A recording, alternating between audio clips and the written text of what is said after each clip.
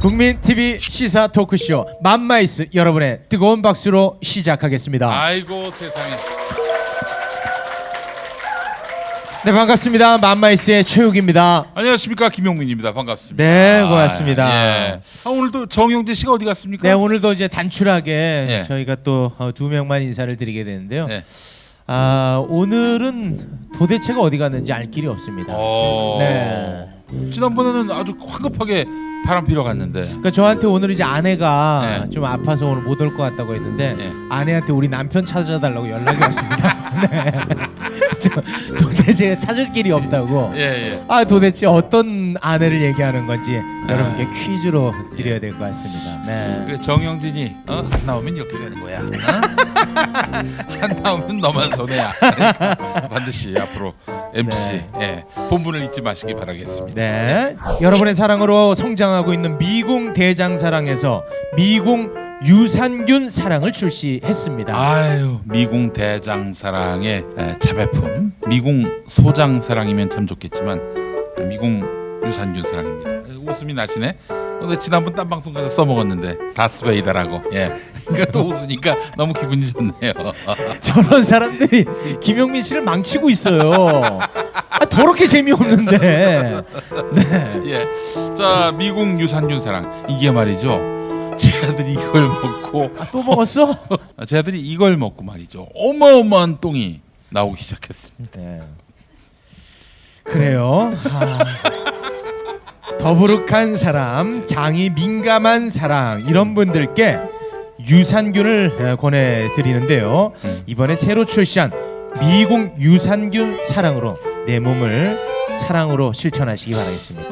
출시 기념으로 한 개를 구입하면 다른 유산균을 무료로 드리는. 하나를 구입하시면 다른 유산균을 하나를 더 드리는 1+1 행사를 연말까지 진행하니까요. 연말까지, 이 기회를 꼭 잡으시기 바라겠습니다. 미궁 대장사랑, 제가 먹어봐서 하는데 대단합니다. 이거 진짜. 내 몸을 아끼시는 분들은 미궁 대장사랑과 함께 하시기 바랍니다. 자, 이제 모실 분은 말이죠. 네. 이분한테 만약에 수사권을 준다면 이 세상의 의문사는 하나도 없어질 것입니다. 특히나 이제 군 관련 인권에 대해서는 이분이 최고 권위자시죠? 김은중이 사건. 네.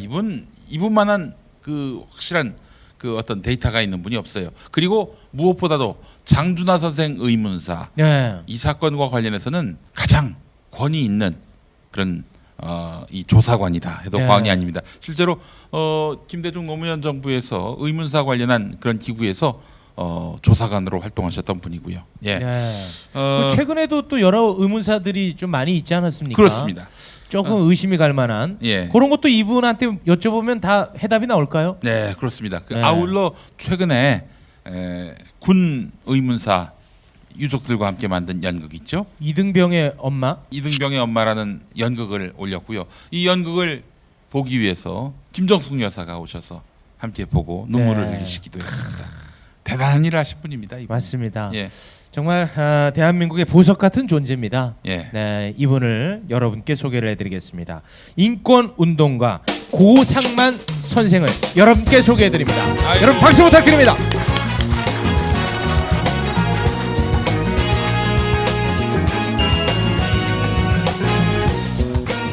우리 고상만 전 개인적으로 이제 형님이라고 부릅니다만은 정말 많은 일을 하셨습니다. 그동안 일생을 한마디로 얘기해서 남을 위해서 사신 분이다 해도 과언이 아닙니다. 뭐 그건 아니고요. 본인을 위해서 살았습니까? 오늘 이렇게 제가 평상시에 참 존경하던 우리 최욱 선생님을. 네? 저를 존경해요? 그렇죠. 살면서 처음 봤네. 이 방송을 나오기 위해서 최욱 선생님을 이렇게 검색해 보니까 더 존경하는 마음이 커졌습니다. 제가. 그리고 아이가 우리 김용민 PD님하고 이렇게 같은 방송에서 한번 이렇게 또 뵙게 돼서 진심으로 영광으로 생각합니다. 감사합니다. 우리 고상만 선배는 뭐 앞서 말씀드렸습니다만은 장준하 선생 의문사 사건 그리고 김은중이 의문사 사건 대표적인 게 그러하고요. 그 외에도 의문사가 한두 건이 아니죠. 군 의문사는 제가 지금까지 내년이면 만 20년이 됩니다. 98년도에 처음 이제 판문점 김은중이 사건을 이제 하면서 약 500여 군 유족분들을 만나서 그래서 지금까지 뭐 다양한 사건들 또 대통령 소속 의문사 진상규명위원회에서 제가 1기 및 2기 활동을 했었기 때문에 여러 이제 군 의문사 사건도 했고요. 또 제가 개인적으로 참 복받은 사람이다 이런 생각을 갖고 있어요. 대한민국에서 멀쩡한 정신을 갖고 있는 사람이라면 누구나 이 독재와 친일 문제에 대해서 다들 관심을 갖고 계시잖아요. 근데 저는 또 운이 좋게도 또 2006년부터 10년까지는 대통령 소속 친일 반민족 행위자 재산조사위원회에서 조사관으로 일을 하면서요. 지금까지 아마 친일파 후손을 저처럼 많이 본 사람도 또 없을 것 같습니다. 예. 네. 야. 그 친일 반민족 행위자 이 후손분들을 보면서 저는 뭐 연자제 조상이 그 선조가 친일 반민족 행위자라고 해서 무조건 그 후손에 대해서 같은 잣대를 적용해 갖고 그들을 비판하거나 비난하는 건 옳지 않다고 생각하거든요. 그런데 유감스럽게도 제가 만나고 경험했던 분들은 이런 생각을 하겠어요. 우리나라에 여전히 친일의 이 잔재는 끝나지 않았다. 이런 생각을 했죠. 예. 그러니까 누구도 친일 그 반민족 행위를 했던 조상에 대해서 반성하는 사람들을 제가 그 일을 하는 동안 다 한 명도 보질 못했습니다. 후손 중에서. 예. 후손 중에서. 그러니까 저희가 통상 친일 반민족 행위자 재산 이거에 대해서 이제 잘 모르는 분들은 또 그런 주장을 합니다. 아니 일제 시대 때 그런 행위를 했다고 해갖고 그 후에 지금 뭐 50년, 60년 반세기가 지났는데 여전히 친일 행적을 이유로 재산을 강제로 국가 환수하는 것이 옳으냐 이런 주장을 하는데요. 잘 몰라서 하시는 말씀이고 예를 들어 우리나라에서 가장 유명한 친일 반민족 행위자 누군지 우리 최욱 선생님 아시나요? 갑자기 그렇게 어려운 걸 또 여쭤. 너무 실망스러워. 그래도 우리가 이완용 정도는 다 아는 거 아닙니까? 이완용인 잘합니다. 그렇죠. 네. 저도 사실은 부끄럽지만 이완용 정도 알고 가서 조사를 네네. 시작한 건데 예를 들어 이완용이 일제시대 때 친일 행적을 대가로 어떤 재산을 취득했는데 당신 이완용 그 뭐 할아버지든 증조 할아버지든 이런 사람의 재산을 이제 국가 기속해갖고 독립운동가 후손을 위한 재원으로 쓰려고 하는데 만약에 이거에 대해서 이의가 있다면 그러면 우리를 찾아와라 그렇게 얘기를 하는데 그러면은 사람들이 찾아오는 거예요. 왜 친일 반민족 행위자 후손을 만나냐면 이 재산을 국가 기속할 테니 2주 안에다 이의를 제기해라. 그러니까 찾아와서 이의 제기를 하는 거죠. 그런데 그 사람들이 와서 하는 얘기를 보면은 똑같아요. 그 뭐라고 했냐면 우리 할아버지는 친일파가 아니다. 예, 친일파가 아니고 일제 시대 때 학교를 지었고 신장로를 만들었고 저수지를 만들어서 그래가지고 농민들 이런 사람들 농사짓고 후학을 가르치고 뭐 이런 얘기를 하는데 간결하게 얘기하면 그때 당시에 친일파들 대부분 땅을 갖고 있잖아요. 대주주잖아요. 대주주니까 농사 지으려면 뭐가 필요합니까? 물이 필요한 거예요.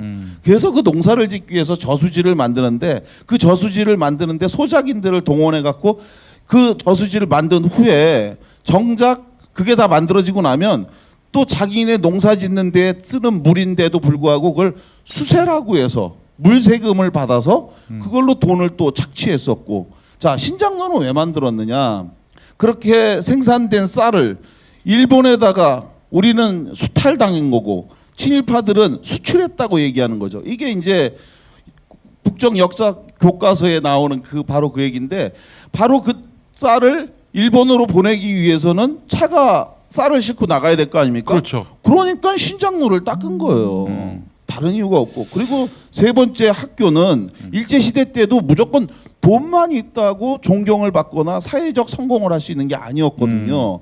그러니까 지금도 마찬가지잖아요. 무슨 학교를 만들고 뭐 하면은 세금이 부과되지 않는 거죠. 그리고 그 후손들에게 그대로 물려주는 재산적 가치가 되니까 바로 이런 것들을 했는데 그런 걸 근거로 내세우면서 자기네 할아버지는 친일파가 아니다 이런 주장을 하는데 그런 부분들이 앞으로 우리 이 대한민국이 다시 또 누란의 위기가 다가온다면 이러한 그 민족 정기가 훼손되고 여전히 제대로 바로잡지 못한 상황에서 누가 또다시 안중근처럼 총을 들고 유관순처럼 만세를 부르겠나 이런 생각을 하면서 굉장히 참담한 생각을 했었던 일이 있었습니다. 예. 아니 뭐 워낙 관념론적인 얘기도 굉장히 중요하지만은 네. 실질적인 얘기를 한번 좀 해봤으면 좋겠는데 예. 우선 그 장준하 선생 예. 관련해서 예. 최근에 유일한 목격자로 알려진 김용환 씨가 예. 세상을 떠난 걸로 알고 있습니다. 사실은 뭐 개인적으로 이 사실을 이제 알게 된 게 한 10월 달인가 그렇게 제가 이야기를 처음 들었는데 개인적으로 안타까운 일입니다. 1975년 8월 17일 날 포천 약사봉에서 장준하 선생님이 숨진 채 발견이 됐는데 그때 당시에 장준하 선생님이 실족 추락사한 걸로 세상에 알려졌거든요. 네. 그런데 이렇게 된 데는 딱 한 사람의 유일한 증언이 장준하 선생님이 지금까지 실족 추락사한 걸로 알려지게 된 결정적 계기가 됐거든요. 그것은 바로 당시에 사건 당시에 함께 산에 올라갔다가 장 선생님이 소나무 가지를 잡고 뛰어내렸는데 그게 휘면서 실족 추락사했다고 주장을 해온 김용환이라는 사람의 증언 때문이었는데 네. 그런데 이제 제가 이 사건을 2002년도에 처음 맡고 나서 그리고 나서 김용환 씨를 20번 이상 만났어요. 그래가지고 조사도 하고 이야기도 들었는데 결론적으로 말씀드리면 김용환 씨가 주장해왔던 실족 추락사라는 주장은 사실이 아닌 걸로 판단을 했고요. 그리고 그동안 이분이 주장해왔던 산 위에 뭐 등산을 하고 뭐 내려오는 과정에서 실족 추락사하고 뭐 이런 부분들에 대한 것이 완전히 허구다. 이런 부분에 대한 판단은 저만이 내린 것이 아니라 당시에 서돈양이라고 하는 이 사건을 수사했던 의정부지청의 검사도 당시 그 산에 등산을 하지 않았다고 하는 것에 대해서는 당시에도 이미 확인했던 내용이거든요. 근데 이제 그분이 생전에 장준하 선생의 사망에 대해서 진실을 밝힐 것을 굉장히 많은 방법으로 많은 분들이 이제 노력을 했거든요. 예. 근데 끝내 진실을 밝히지 않고 지난 9월에 사망을 하셨어요. 김용환 씨가요? 예, 네. 사망을 했는데 이 사실을 저한테 알려준 사람이 누구냐면 예. 많은 분들 기억하시겠지만 그 백범 김구 선생님을 정의봉으로 응징한 사람. 아, 예, 그래요. 아시나요? 아, 기억하세요? 저는 알고 있습니다. 예. 저는 누군가요? 알려드리기는 싫습니다.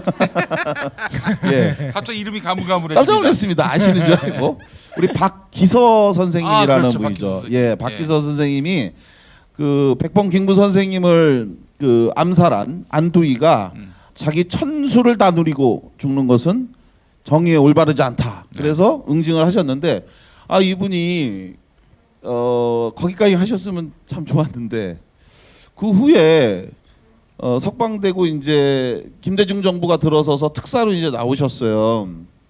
그리고 나서 그 후에 저하고 이제 알게 돼서 인연을 맺게 됐는데 이분이 한 2, 3년 전쯤인가 어떤 사람이 저한테 연락이 온 거예요. 지금 유튜브에 고상만 선생과 관련해서 아주 중요한 내용이 지금 올라와서 지금 큰 화제가 됐다는 거예요. 그래서 아니 난 모르는 내용인데 이게 뭐냐 그랬더니 하신 말씀이 그 장준하 선생님의 그 유일한 목격자를 자처했던 김용환 씨 집에 박기서 선생님이 찾아갔다는 거예요. 네, 찾아갔다는 거예요. 그래서 제가 사실은 그 순간 탁 머리에 떠오른 게 뭐냐면 박기서 선생님이 그 전부터 저한테 바로 그 김용환 씨 집을 주소를 좀 알려달라고 저한테 계속 몇 번을 얘기했길래 선생님 이러시면 안 됩니다. 한 번은 이게 그럴 수 있는 일인데 두 번 또 그러시고 또 만약에 그런 문제가 생기면 정말 큰일 날 수 있으니 절대 하지 말라고 그러는데 어떻게 이분이 주소를 알고 거길 찾아가신 거예요. 그냥 제가 유튜브를 딱 열어보는 순간 이 박기서 선생님이 바로 그 김용환 씨 집에 찾아가갖고 그리고 나선 다짜고짜 그분의 따귀를 후려친 거예요. 그러면서 김용환 씨의 딱이요? 예, 따기를 딱 그렇지 한 거예요. 그 영상으로 있어요.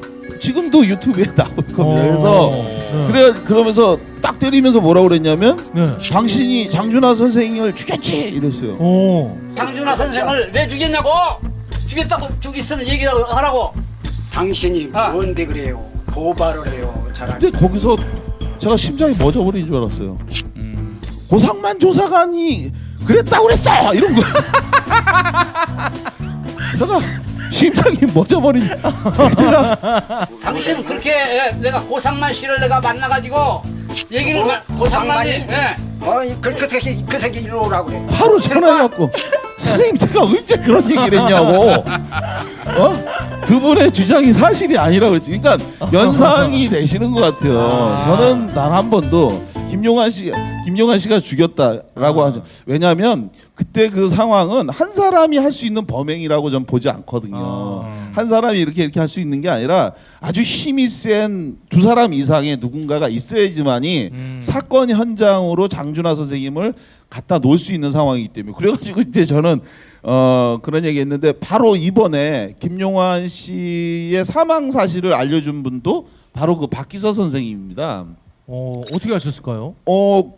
장준하 선생님을 그렇게 해서 가서 때려갖고 김용환 선생을 가서 이렇게 때려갖고 네. 김용환 씨가 고소를 했어요. 그 고소를 했는데 그래가지고 이제 다시 이제 어떻게 좀 합의를 보려고 어떻게 한번 다시 가셨나 봐요. 찾아가서 이제 김용환 씨에게 진실을 말해라. 당신이 지금이라도 진실을 얘기하는 것이 역사 정의에 죄가 되지 않는 거다. 이렇게 자기는 사실 김용환 씨를 미워하는 마음이 있기보다 진실을 얘기함으로써 더 이상 죄를 짓지 말라고 하는 거를 이렇게 촉구하고 싶었다는 거예요. 그런데 갔더니 김용환 씨 집 뒤편에 그 전에 갔을 때 안 보였던 묘가 있어서 가보니까 바로 그게 김용환 씨의 묘였다고. 그러면서 이제 저한테 연락을 해주셔서 그래서 이제 확인을 하게 된 겁니다. 아닌데 가면은 아닐까요? 혹시? 그리고 나서 이제 내려왔는데 네. 김용환 씨의 그 부인을 바로 이제 만나게 됐는데 그 부인을 통해서도 이제 다시 한번 사실을 확인하게 됐는데 개인적으로는 너무 안타까운 부분이 많이 있고 안타까운데 근데 사실은 또 이렇습니다. 안타깝게도 며칠 전에 국회에서 진실화해를 위한 과거사정리위원회 2기 출범 새로운 법 제정을 통해서 그때 미진하게 정리됐던 부분들을 마저 하려고 하는 부분에 이 법이 지금 계류됐어요. 예. 국민의당하고 민주당은 찬성을 했는데 자유당이 끝까지 반대를 해서 일단 법안이 미뤄졌답니다. 그런 상황에서 이 장준하 선생님의 진실을 다시 밝히려면 이 법이 반드시 다시 만들어져야 되는데 그런 측면에서 이제 김용환 씨가 이제 돌아가셔갖고 진실을 밝히는 게 어렵지 않을까 이렇게 우려하시는 분들이 있는데 이 방송을 통해서 제가 분명히 말씀을 드리면 전혀 걱정하시지 않아도 됩니다. 예, 2012년도에 8월 1일 날 장준하 선생님의 외부 과격근이 세상에 드러났지 않습니까? 저 유골. 예. 그러면서 제가 그때 당시에 우리 낙검수에서도 이제 방송에서도 말씀을 드렸는데 그때 제가 풀지 못했던 세 가지 의문이 있었어요. 세 사람의 거짓말이 있었는데 그 거짓말이 왜 있을까를 의심했지만 그것에 대한 답을 제가 찾지 못했었는데 바로 2012년 8월 1일 날 장 선생님의 외부 과격근 직경 이 6cm의 동그랗게 난 그 상흔을 보면서 이 의문사에 대한 진실이 무엇인지 그때 당시에 풀지 못했던 세 가지 거짓말이 하나의 줄로 연결되어 있다는 것에 대한 것을 제가 번개에 맞은 것처럼 아주 큰 전율로 깨달았는데요.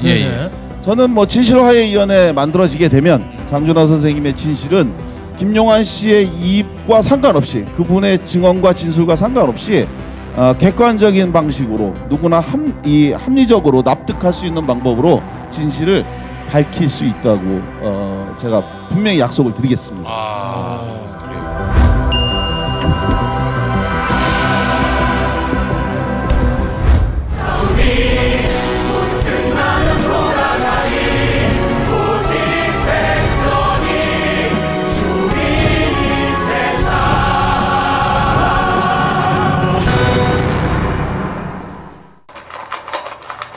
납득이 안 돼, 납득이. 왜? 막, 응? 그냥 먹지? 좋아? 묻지도 따지지도 않고 성취하는 유산균과 이별선언. 미궁 유산균 사랑, 너를 위한 맞춤형 유산균, 나를 위한 스트레스 적중 유산균, 빵빵한 너에게, 민감한 너에게, 매일매일 너에게, 약해진 너에게. 미궁 대장사랑 두 번째 헌정 제품 미궁 유산균 사랑 출시. 검색창에 미궁 유산균 사랑을 검색하세요. 수상한 이야기! 네, 수상한 이야기가 드디어 시청자 여러분들 옆으로 다가갑니다. 네. 2017년 12월 2일, 16일 바로 이곳 수원에서 초특급 게스트와 함께합니다. 여러분 누군지 궁금하지 않으십니까? 수상한 콘서트. 아, 수상한 콘서트 2017년 12월 여러분 기대 많이 해주세요.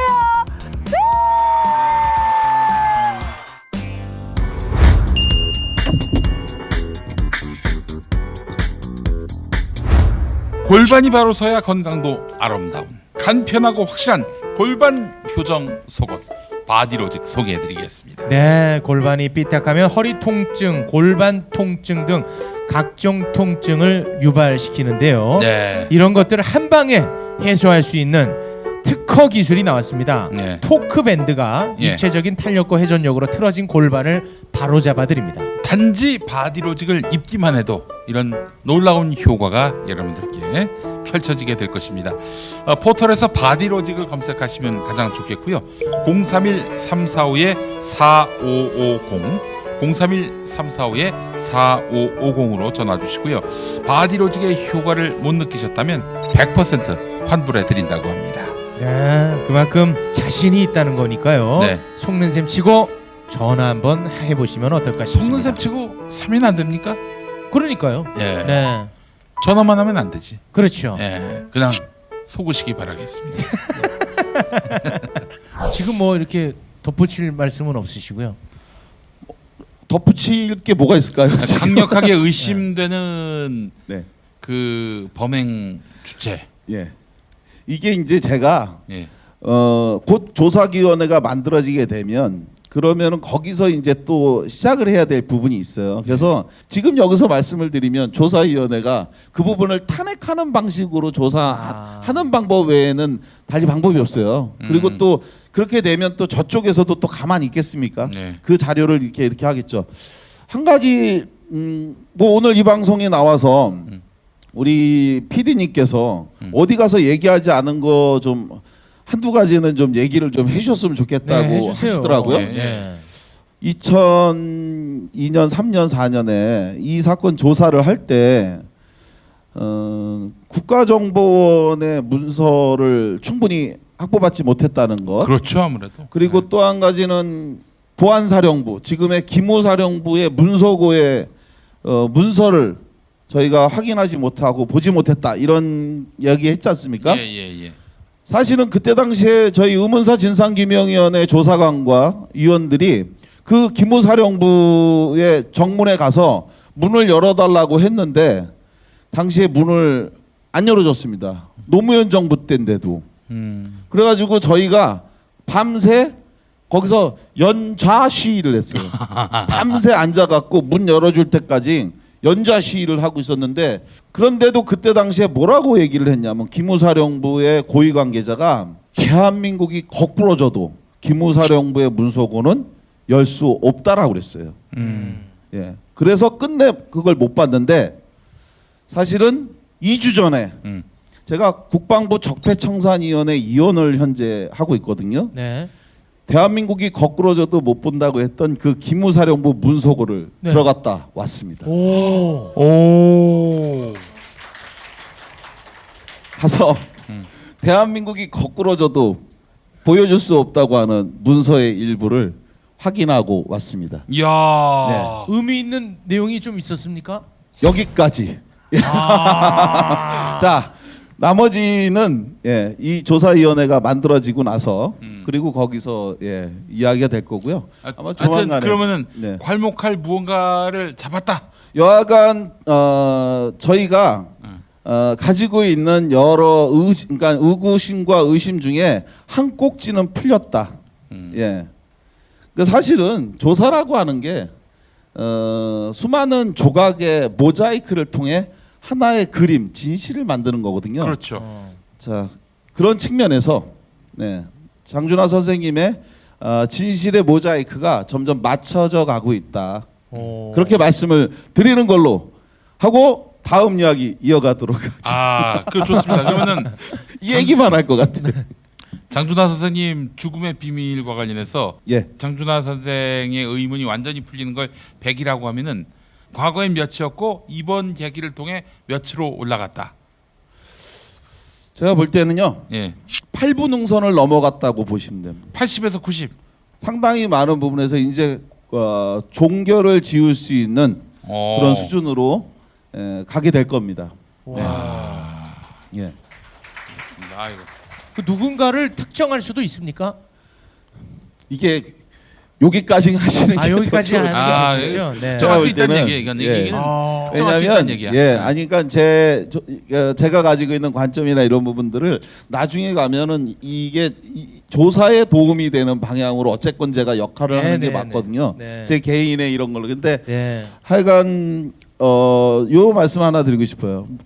문재인 정부에 들어서서 과거하고 똑같은 수준으로 그것처럼 그 정도 수준으로만 좀 가면 어떻게 하나라고 사실 저는 우려했던 부분이 있었는데 제가 요즘 국방부 적폐청산위원회 위원을 하면서 이른바 적폐를 청산하는 문제와 관련해서 여러 가지 일을 하면서 확실히 예전보다는 좀 다른 느낌이 들어요.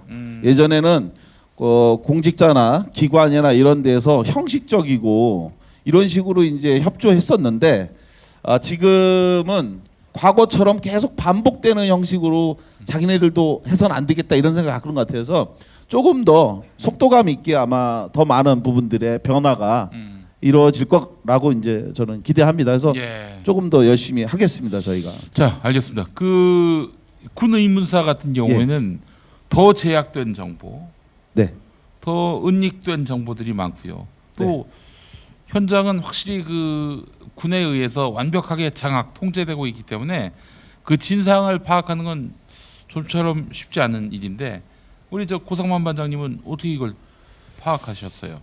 군 의문사라고 저희가 이야기하는 거 이거는 이제 여러분 군 의문사가 언제 용어가 만들어졌는지 그 얘기부터 잠깐 해볼까요? 군 의문사 98년도에 사실은 처음 우리나라의 사회적 용어로 이게 만들어진 거고요. 우리 체육 선생님 군대 다녀오셨죠? 그럼요. GOP 갔다 왔잖아요. 그러셨어요. 98년도 이전에 다녀오셨습니까? 이후에 다녀오셨습니까? 제가 98년에 갔다 왔습니다. 98년도 이전에 혹시 군인이 그렇게 순직 처리가 되지 못하고 순직 처리가 되지 못하면 사실은 아무런 국가적 예우도 받지 못한 채 집으로 벌거벗긴 시신 한 구만 돌려보내주는 거였잖아요. 그때 당시에 군의문사라는 용어를 쓰지 않았습니다. 그러면 무슨 용어를 썼는지 혹시 기억하시나요? 그냥 가르쳐 주시면 안 될까요? 우리 김엄마께서는 혹시 기억하시나요? 그때 다녀오셨죠? 저는 이제 그 동호대교에서 과적 차량 합동 단속을 해가지고 그쪽 지가 과적인데 과적 차량을 단속했어요. 야, 그런 얘기 한 34번 들었다. 화물차 운전자들한테. 사실은 이 용어는 제가 이제 가서 이게 어디 가서 언급하기가 좀 부담스럽긴 한데 개죽음이라고 했습니다. 군에서 98년도 이전에 죽은 죽음 그걸 개죽음이라고 했는데 이 개죽음이라고 하는 용어가 국어 사전에 정식으로 나와 있는 표현입니다. 의미 없는 헛된 죽음이 이 국어적 용어 이 정의인데요. 왜 그런 걸로 불렀느냐? 이유는 간단하죠.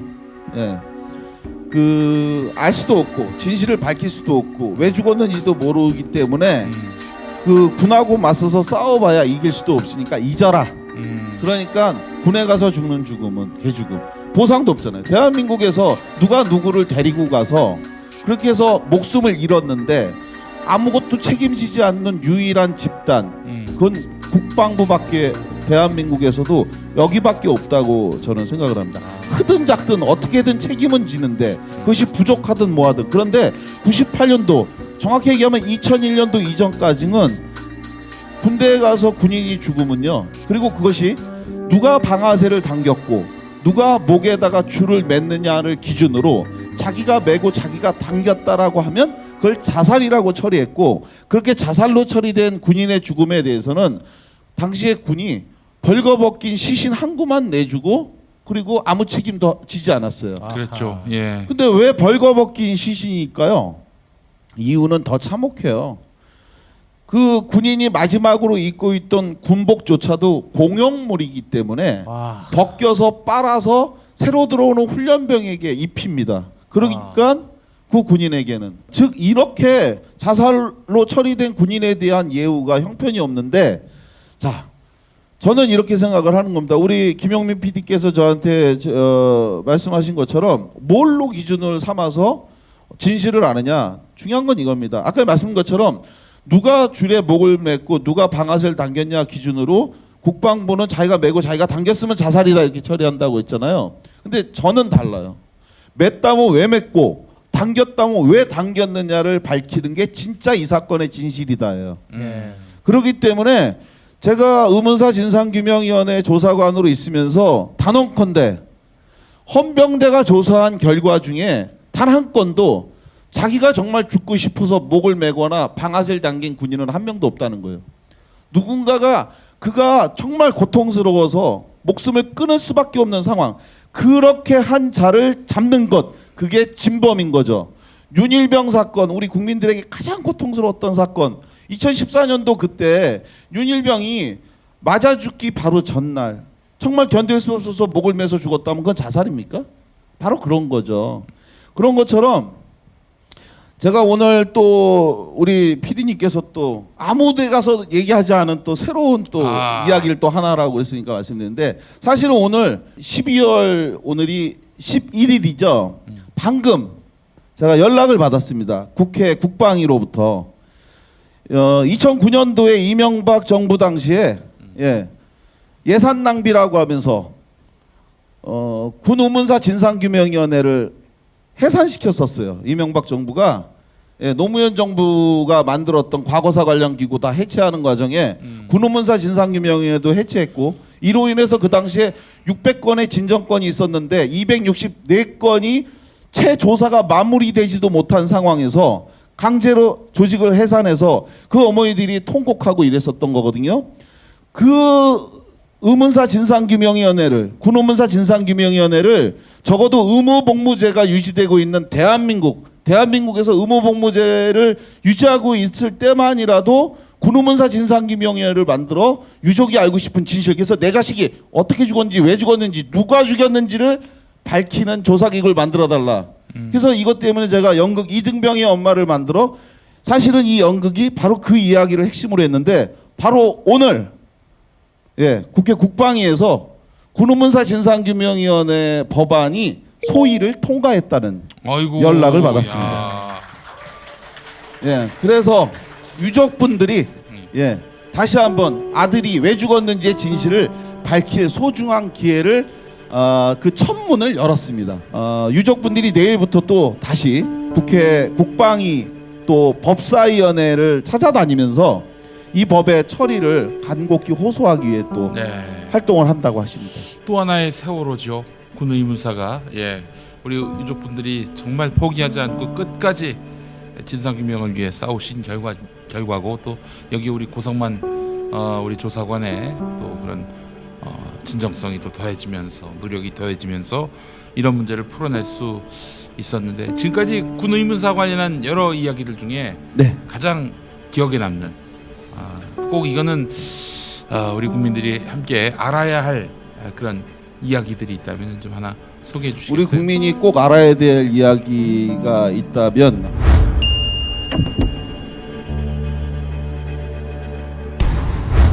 입고 걷기만 하면 허리 통증이 완화되는 속옷이 있다? 틀어진 골반이 통증을 유발할 수 있다는 놀라운 사실. 골반의 상태를 검사해 보았습니다. 바디로직을 입기 전 제자리에서 50걸음을 걸어본 후 바디로직을 입고 걸어보겠습니다. 이야, 눈에 띄는 변화. 바디로직의 특허 기술인 토크밴드의 회전력이 근육과 골격을 자극해 골반을 바로잡아줍니다. 입고 걷기만 해도 통증이 좋아질 수 있습니다. 바디로직은 상품을 끝까지 책임집니다. 효과가 없으면 세탁하거나 사용한 후라도 100% 환불 보장. 자세한 환불 규정은 홈페이지를 참조해주세요. 지금 바로 검색창에 바디로직을 검색하세요. 나한테 맞는 것도 있었네. 자, 박수 하나 드릴게요.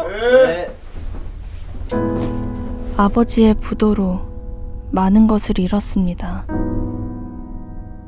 엄마의 건강과 가정의 행복까지.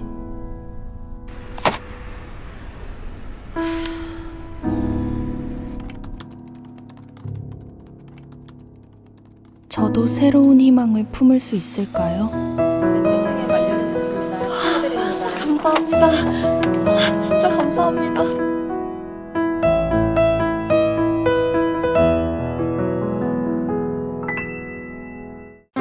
비타민 엔젤스는 생각했습니다. 어떻게 하면 더 좋은 유산균을 만들 수 있을까? 세계 1등 원료 회사를 찾아 그중 제일 좋은 원료로 유산균을 만들자. 여러 논문과 인체 시험으로 장 건강에 유익함이 입증된 프로바이오틱스 비지. 인터넷 검색창에 프로바이오틱스 비지를 쳐보세요.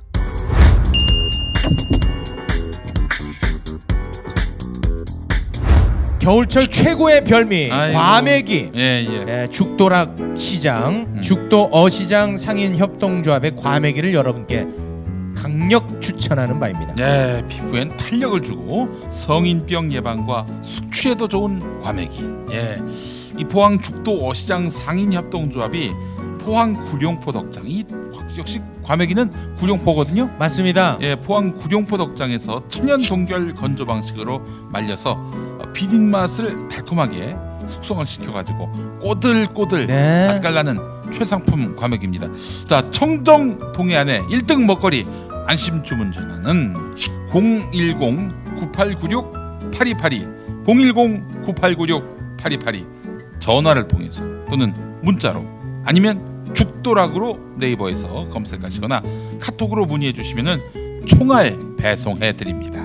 네, 제가 먹어봐서 아는데요. 소개하면서 자꾸만 침이 고이네요. 네. 정말 맛있는 죽도락 시장 과메기였습니다.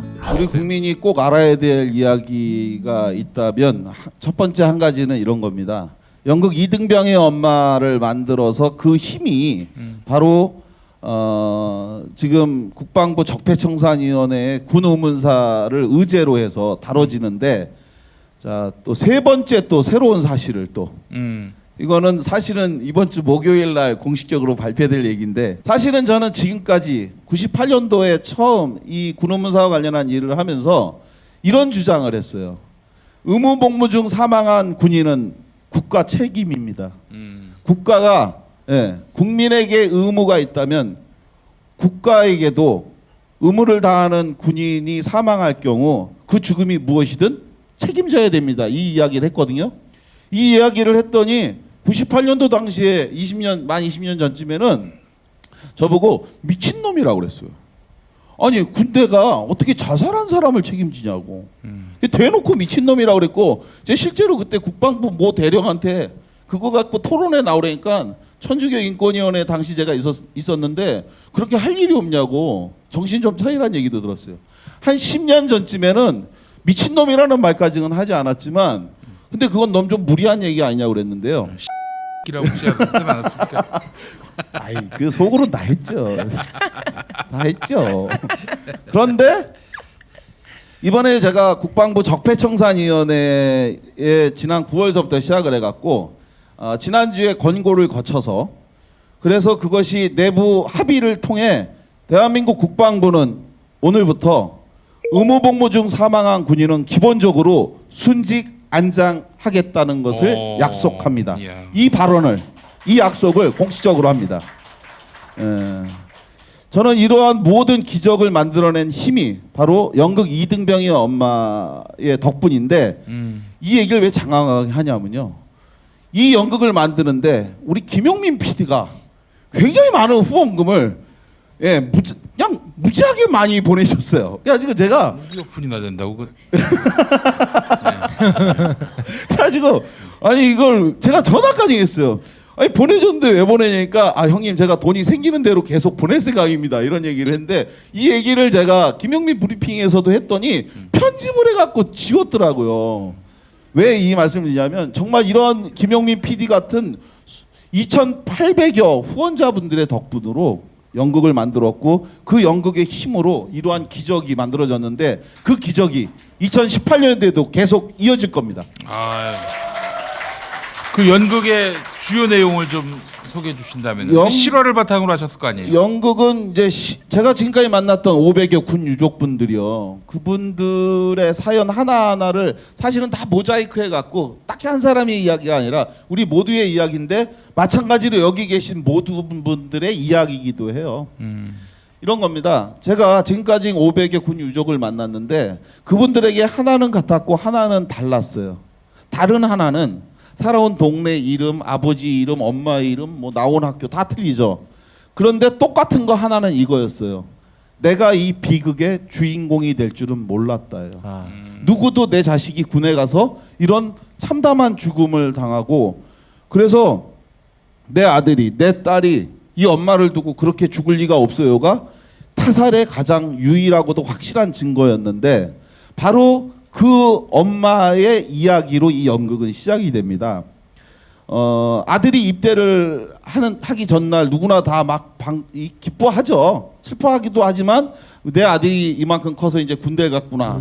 우리 체육 선생님도 군대 갈 때 부모님이 안 오셨어요. 안 오셨죠. 안 오셨구나. 그렇게 해서 이제 훈련소에 딱 들어가는 날 일단의 군 의문사 유족들이 거기서 유인물을 나눠줍니다. 군 의문사를 규명하라. 억울한 죽음의 진실을 규명하라. 그랬더니 이 주인공 엄마가 그걸 딱 보더니 구겨요. 그러고 나서 그 엄마들 앞에서 집어 던져요. 아니 재수없게 내 아들 입대하는 날 이게 뭐야 재수없게 그러면서 집어 던지는 거예요. 근데 이걸 욕할 수가 없어요. 모든 사람들이 사실은 맞아. 내 아들 입대하는 날 재수없게 왜 이런 불행한 자료를 이런 불행한 일을 그 당신네 자식이 뭔가 문제가 있으니까 그렇겠지. 사실은 우리 그렇게 생각해요. 군에서 누가 죽었다고 하고 자살했다고 하면 어머 불쌍해가 아니라 쟤네 집에 뭐가 있나? 애가 정신이 좀 이상한 애인가? 나약한가? 의지가 박약한가? 이렇게 생각하는 게 우리 마음 내면 어딘가에 있는 얘기인데 뭐 불행하게도 그 아들이 군에 가서 목숨을 잃었죠. 그 진실을 규명하고 밝히는 과정에 그 어머니가 그 남들이 당하는 그런 똑같은 절차 수사 중이기 때문에 자료를 줄 수 없고 그리고 또 현장은 군사 기밀이기 때문에 갈 수 없고 그러니 빨리 화장하면 순직 안장 해주겠다고 그 말에 결국은 화장을 했는데 만나주지도 않고 찾아가도 문 다 걸어 잠그니까 그 엄마가 바로 그 구겨버려서 버렸던 그 유족분을 찾아가서 그분들과 함께 아들의 죽음의 진실을 규명하는 과정에 눈물 없이는 볼 수 없는 정말 슬픈 이야기인데요. 사실은 이제 오늘 이 맘마이스를 통해서 한 가지 제안을 하고 싶은 게 있어요. 사실은 이 연극 만들면서 저희 친애하고 존경하는 우리 국민 TV 조합원분들의 굉장히 많은 성원과 도움이 많이 있었거든요. 그런데 지난번에 저희가 5월달에 연극을 할 때 연극을 10일 동안 대학로에서 하면서 생각보다 너무 많은 분들이 너무 많이 오셔갖고 이 후원해주신 분들을 다 모실 수가 없었어요. 사실은 원래 원 취지는 연극표를 미리 사주시면 제가 연극을 만들어 여러분을 초대하겠습니다 그랬는데 공연을 시작한 지 이틀 만에 나머지 공연 전부가 다 매진이 돼버렸어요. 그래가지고 사실은 영부인 김정숙 여사께서 연극을 보러 오셨잖아요. 근데 사실은 그때 여기 기획자가 저한테 전화가 온 거예요. 아침에 네. 청와대에서 연락이 왔다는 거예요. 그래서 청와대에서 김정숙 여사가 오신다고 그랬었는데 안 오셔갖고 걱정을 하고 있던 찰나에 청와대에서 연락이 왔다니까 참 다행이다. 근데 청와대 경호실에서 전화가 왔다는 거예요. 네. 그래서 여사님이 오시기 전에 미리 그 경호실이 안전상의 경호상의 문제를 체크하려고 오나 보다. 네. 그런데 굉장히 기뻐했는데 이 기획자가 하는 말이 이런 얘기를 하는 거예요. 그런데 지금 다 매진돼서 표가 없다고 제가 얘기했어요. 이러는 거예요. 그래서 제가 미치셨어요? 제가 그랬죠. 누구라도 끌어내세요 지금 빨리.